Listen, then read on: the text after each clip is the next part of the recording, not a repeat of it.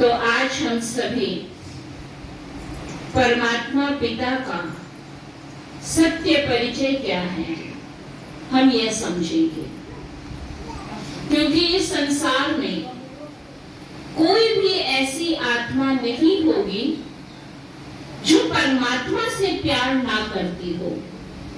है कोई ऐसा? नहीं। एक भगवान ही ऐसी शक्ति है जिससे सभी धर्म के लोग, सभी संप्रदाय के लोग, सभी जाति के लोग सब उसको स्नेह करते हैं, प्यार करते हैं। लेकिन विडंबना ये है कि जिस परमात्मा पिता को एक जन्म से नहीं बल्कि जन्म जन्मांतर से हमने ढूंढा, उसको प्यार किया, भक्ति पूजा पाठ किया, अनेक तीर्थ स्थानों पर उसको ढूंढा, यज्ञ किया, तप किया, व्रत किया, इसके अलावा भक्ति के अनेक कर्म कांड को हमने किए। लेकिन इतना सब कुछ करने के बाद भी परमात्मा के वास्तविक परिचय को हम और आप सभी नहीं जान सके। लेकिन दुनिया में कहते हैं भक्ति में एक शक्ति होती है, और उसी भक्ति की शक्ति ने समय प्रति समय हमें यह एहसास दिलाया कि परमात्मा हमारे साथ है। अगर हमने भगवान से भक्ति में भी कोई इच्छा रखी और वह इच्छा पूर्ण हुई तो भगवान पे हमारा विश्वास और अटूट हो गया। और इस प्रकार ना जाने कितने नामों से, कितने रूपों से, कितने स्थानों पे हमने बहुत यत्न प्रयत्न किए, उसको ढूंढा। आप सभी ने भी ढूंढा ना? लेकिन प्रजापिता ब्रह्मा कुमारी ईश्वरीय विश्वविद्यालय यही परमात्मा का दिव्य संदेश जन जन की आत्माओं को दे रहा है कि वास्तव में परमात्मा कौन है, जिसको भगवान, ईश्वर, अल्लाह, खुदा अनेक नामों से हम याद करते आए। आखिर भी परमात्मा कौन है? क्योंकि जब तक हमें परमात्मा पिता की सत्य पहचान नहीं होगी तब तक हम परमात्मा से प्राप्ति नहीं कर सकते। आज हर आत्मा की एक ही आश है, एक ही पुकार है कि हे भगवान, मैं सुखी रहूं, मेरा परिवार सुखी रहे, मेरे जीवन में शांति हो, मेरे घर परिवार में शांति हो। हम सबकी यही इच्छा रहती है ना? सभी भगवान के मंदिर में जाके कहते हैं भगवान सुख शांति देना, और कुछ ना भी हो लेकिन सुख और शांति का वरदान उस परमात्मा पिता से हर कोई मांगता है। अब विचार करने वाली बात यह है कि सचमुच परमात्मा है कौन, क्योंकि बिना परिचय के उसको याद हम नहीं कर सकते। तो आज हम यह समझेंगे कि वास्तव में परमात्मा का परिचय क्या है। जैसे जब हमें किसी से मिलना होता है तो सबसे पहले हम उसका नाम पूछते हैं, उसका घर कहाँ पे, स्थान कौन सा है, वो क्या करता है, कहाँ रहता है। अगर आपको ये कहा जाए हमें ना नाम पता है ना स्थान पता है और आपको उस व्यक्ति से मिलना है, क्या आप मिल सकते हैं? मिल सकते हैं।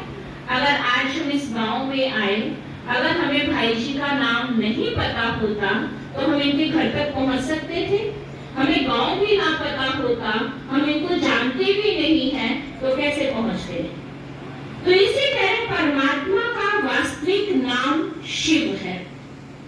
इसलिए आज हम देख रहे हैं कि भारतवर्ष में सबसे अधिक मंदिर जो हम देखते हैं परमात्मा शिव के ही मंदिर पाए जाते हैं। जितने भी हम तीर्थ स्थान है, चाहे अमरनाथ है, बद्रीनाथ है, केदारनाथ है, सोमनाथ है, विश्वनाथ है, या विश्व के स्थान कोने कोने में अगर हम देखें तो सबसे ज्यादा मंदिर किसके मिलते हैं? परमात्मा शिव के। चाहे वो गांव है या शहर है। अन्य देवी देवताओं के मंदिर सभी स्थान पे हो या ना हो, लेकिन परमात्मा शिव का मंदिर आप देखेंगे हर स्थान पे आपको सहज मिल जाएगा। गांव में भी जाते हैं न, तो कई कहते हैं हमारे गांव में शिव का मंदिर अवश्य है, प्राचीन मंदिर है, शिव मंदिर है। आपके गांव में है या नहीं है शिव मंदिर? है ना? हो सकता है देवी का मंदिर ना हो, गणेश का ना हो, हनुमान का ना हो, लेकिन शिव का मंदिर हर गांव में, हर शहर में, हर स्थान पे मिल जाएगा। तो वास्तव में जो परमात्मा का नाम है वह शिव है। शिव का अर्थ ही होता है कल्याणकारी। परमात्मा का नाम कोई हमारे तरह शरीर के ऊपर नहीं है।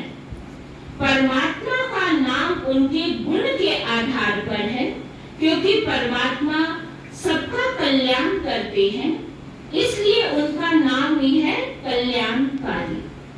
अब परमात्मा का रूप कैसा है? परमात्मा का रूप हमारी और आपकी तरह शरीर का आकार भगवान नहीं लेता है। इसलिए भक्ति में हमने शिवलिंग को कैसे रूप में देखा है? पिंडी रूप में। और किसी भी देवी देवता की जब हम बात करते हैं तो उनका शारीरिक रूप है। अगर चित्र दिखाया जाए, आपसे पूछा जाए इसमें गणेश कौन से हैं, हनुमान जी कौन से हैं, है ना, तो आप चित्र देख के बता सकते हैं, क्योंकि शारीरिक आकृति है। लेकिन परमात्मा जो है वो रूप में बिंदु के समान है, बहुत सूक्ष्म दिव्य ज्योति बिंदु है। जैसे आकाश में हम सब ने तारे देखे हैं, ऐसे ही परमात्मा भी बिंदु स्वरूप है, जिसको हम भगवान, ईश्वर, अल्लाह कहते हैं। अब विचार करने वाली बात है कि वो परमात्मा जो बिंदु स्वरूप है, जिसकी हमने शिवलिंग के रूप में पूजा की, आखिर भगवान कहाँ रहता होगा? क्या शिव मंदिर में रहता है, हमारे हृदय में रहता है, कण-कण में रहता है? कहाँ रहता होगा भगवान? तो दुनिया में कहते हैं जितने मुख उतनी बातें, और जितनी बुद्धि उतने विचार। परमात्मा के लिए बहुत सारी बातें हमने सुनी, लेकिन वास्तव में परमात्मा कहाँ रहता है? तो वास्तव में परमात्मा का जो निवास स्थान है, जो भगवान का घर है, वो इस सृष्टि पर नहीं, परंतु इस सृष्टि से पार, सूरज, चांद, तारा, गण से भी पार, आकाश बादलों से भी पार, उस परम धाम, एक शांति की दुनिया है, जिसको निर्वाण धाम कहते हैं, परम धाम कहते हैं, ब्रह्म लोक कहते हैं। वो परमात्मा के रहने का वास्तविक स्थान है।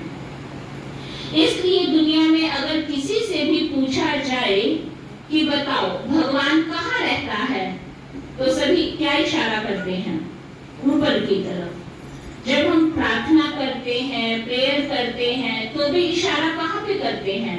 ऊपर की तरफ। कोई बात हो जाती है तो भी हम क्या कहते हैं? कोई बात नहीं, ऊपर वाला सब देख रहा है, ऊपर वाला सब जानता है। किसी से कोई बात छिप सकती है, ऊपर वाले की नजर से कोई भी बात छिप नहीं सकती है, ऐसे हम कहते थे ना। तो बुद्धि ये स्वीकार करती है कि भगवान कहाँ रहता है? ऊपर। ऊपर माना इस सूरज, चांद, तारा, गण की दुनिया से भी पार। इसलिए जब हम भक्ति में आरती गाते थे तो कहते थे, पार ब्रह्म परमेश्वर तुम सबके स्वामी। तो वो पिता परमात्मा एक आत्मा का स्वामी नहीं है, लेकिन संसार की समस्त आत्माओं का सच्चा सच्चा स्वामी है, सच्चा सच्चा माता पिता है, बंधु सखा स्वामी है। इसलिए भक्ति में कहा कि पार ब्रह्म परमेश्वर तुम सबके स्वामी। तो वो प्रकाश की दुनिया, वो एक लाइट की दुनिया, जिसको दुनिया में अनेक धर्मों में अनेक नामों से उस घर को याद किया गया।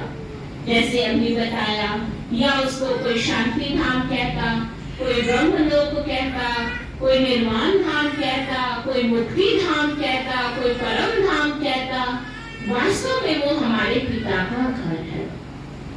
अब बात ये आती है कि परमात्मा तो परम धाम में रहते हैं, तो भगवान का कर्तव्य क्या होगा?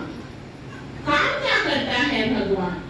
क्या हम जो छोटे मोटे कार्य के लिए भगवान को याद करते हैं, क्या यही काम भगवान करते हैं? बच्चे को पास करा दो, नौकरी लगवा दो, है ना, बीमारी ठीक कर दो, क्या ये छोटे छोटे कार्य करने के लिए भगवान आता होगा? नहीं। परमात्मा जब इस सृष्टि पर आते हैं तो इस सृष्टि के परिवर्तन का कार्य करते हैं। अर्थात भगवान एक ऐसी शक्ति है जिसको हम प्यार से गॉड कहते हैं, ईश्वर कहते हैं। तो गॉड माना है जी से जनरेटर, ओ से ऑपरेटर और डी से डिस्ट्रॉय, माने स्थापना, पालना और महाविनाश का। तो ये तीन महत्वपूर्ण कर्तव्य करने के लिए परमात्मा को इस सृष्टि पर आना पड़ता है। या हम कह सकते हैं कि भगवान एक पतित विकारी सृष्टि को पुनः नई स्वर्णिम सृष्टि बनाने का कर्तव्य स्वयं परमात्मा करते हैं। दुखी आत्माओं को सुखी बनाना, पत्थर बुद्धि आत्माओं को पारस बुद्धि बना देना, कौड़ी समान मनुष्य आत्माओं को हीरे तुल्य बना देना, ऐसा अनेकानेक दिव्य कर्तव्य परमात्मा के हैं। परमात्मा कोई साधारण मनुष्य आत्माओं की भांति कार्य नहीं करता है, लेकिन हम भगवान को सहज रूप से याद करते हैं ना, तो कोई भी छोटे छोटे कार्य होते हैं तो हम भगवान को क्या कहते हैं? भगवान जी ये काम हमारा कर दो, भगवान जी ऐसी मदद हमारी कर दो। तो परमात्मा पिता ने स्वयं इस सृष्टि पर सन 1937 में आकर एक साधारण मनुष्य तन को माध्यम बनाकर, जिनका नाम था प्रजापिता ब्रह्मा, और उस प्रजापिता ब्रह्मा के माध्यम से अपना परिचय दिया कि वास्तव में मैं तुम्हारा पिता हूँ और तुम मेरे एक जन्म के नहीं, लेकिन जन्म जन्म की मेरी प्रिय संतान हो। जैसे इस संसार जगत में जब हम आए तो अपने आप को तो हम भूले ही, लेकिन अपने आप के साथ हम अपने पिता को भी भूल गए। जब हम अपने बाप को भूल गए और इस संसार के नाटक में, इस रंगमंच पर जब हम आए, तो अपने कर्म करते करते करते परमात्मा से हम बेमुख हो गए। फिर जिसने जो कहा हमने उसको स्वीकार किया। जब ऐसी हालत हो जाती है और इंसान पतन की ओर गिरने लग जाता है, जब मानव के मूल्यों में गिरावट आ जाती है, अपने धर्म और कर्म से वह नीचे गिर जाता है, प्यार की जगह ईर्ष्या, सुख की जगह दुख, है ना, इस प्रकार से गुणों की जगह अवगुणों ने स्थान जब हमारे जीवन में लिया, तो दुनिया में भी जैसे एक माता पिता अपने बच्चों को गलत राह पे चलते नहीं देख सकते हैं, तो इसी प्रकार जब संसार में दुख बढ़ा, पाप बढ़ा, भ्रष्टाचार बढ़ा और इंसानियत की हर सीमाओं को हमने पार कर लिया, जब भगवान ने ऐसी सृष्टि देखी, तो भगवान भी परम धाम से स्वयं इस सृष्टि पर आता है। इसलिए शास्त्रों में लिखा है, अगर आप सबने गीता पढ़ी हो, तो गीता में लिखा है कि जब जब धर्म की अति ग्लानि होगी, पाप बढ़ेगा, तब अधर्म का विनाश कर सत्य धर्म की स्थापना का कार्य करने के लिए मैं इस सृष्टि पर अवतरित हूँगा। बूढ़े ब्राह्मण का तन लूंगा और काया तन में प्रवेश करूंगा।